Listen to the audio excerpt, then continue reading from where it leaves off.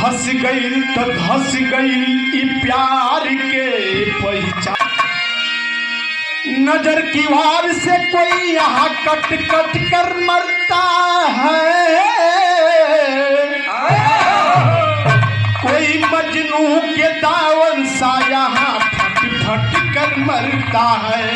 वाह भाई वाह, कोई मजनू के दावन सा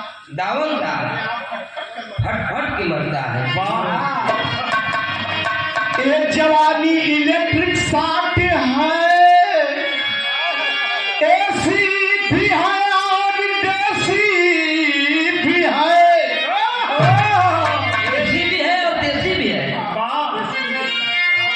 महेंद्र भाई, कोई हट हट कर मरता है, कोई सट सट कर मरता है। अरे वाह,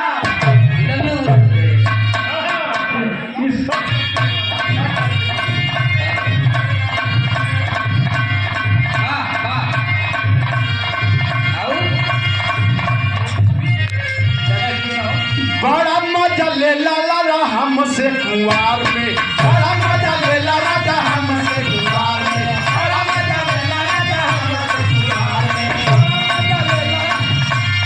आज ले ना कमी कनी तोहरा हम प्यार में, आज ले ना कमी कनी तोहरा हम प्यार में, आज ले ना कमी कनी तोहरा हम प्यार में। बड़ा मजा ले ला हमसे कुंवार में, आज ले ना कमी कनी तोहरा हम प्यार में।